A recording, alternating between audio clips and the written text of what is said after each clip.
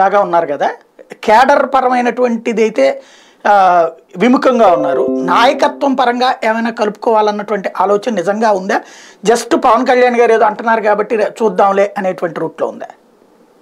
Telugu Desam party చర్చ లేదు, కానీ తెలుగుదేశం పార్టీలో ఒక రకమైన ఒపీనియన్ ఉంది. ఎందుకంటే మాకేమీ విధానపరమైన నిర్ణయాల్లో ఒక ప్రత్యేక హోదా, రాష్ట్రానికి రాజధాని విషయం తప్ప మేము బీజేపీ వాళ్ళతో పెద్దగా విభేదాలు లేదంటే రాజకీయ కక్షలే మాకు లేవు.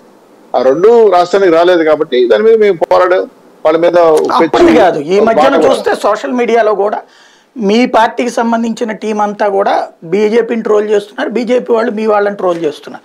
ఈవెన్ మొన్నటి తెలంగాణ ఎలక్షన్స్ లో కూడా అది బాగా కనిపించింది. ఆ గ్యాప్ పూడుతుందా ఒకవేళ కలిస్తే? నేను దానిపైన మాట్లాడకూడదేమో సార్, ఎందుకంటే పొత్తులు ఇంకా ఇన్ఫర్మేషన్ లేనప్పుడు నేను చెప్పకూడదు. ఎందుకంటే బీజేపీ వారు నుంచి వాళ్ళేం ప్రపోజల్ చేయలేదు, మేము తెలుగుదేశం ప్రపోజల్ చేయలేదు.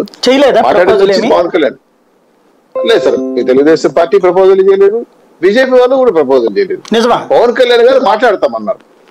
మాట్లాడి మేము ఇద్దరి మధ్య డిస్కస్ చేద్దామని ఒక ప్రతిపాదన లేదు వాళ్ళకి.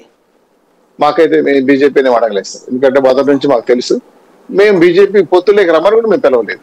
వాళ్ళు కూడా తర్వాత ఈ రెండు పార్టీలు ఎవరు ఒకరికొకరు అడగలేదు సార్.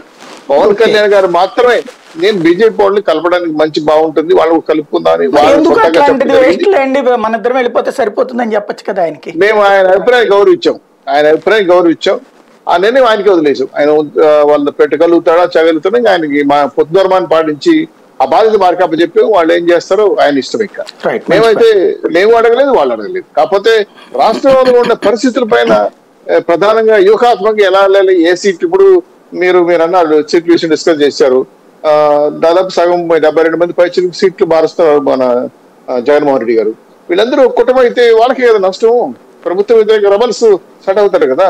ఇవన్నీ కూడా మేము మరి మర్చిపోయినా వాళ్ళు తీసుకొచ్చి మేము పెట్టుకున్నాం అని కూడా చెప్పారు మన శ్రీధర్ గారు.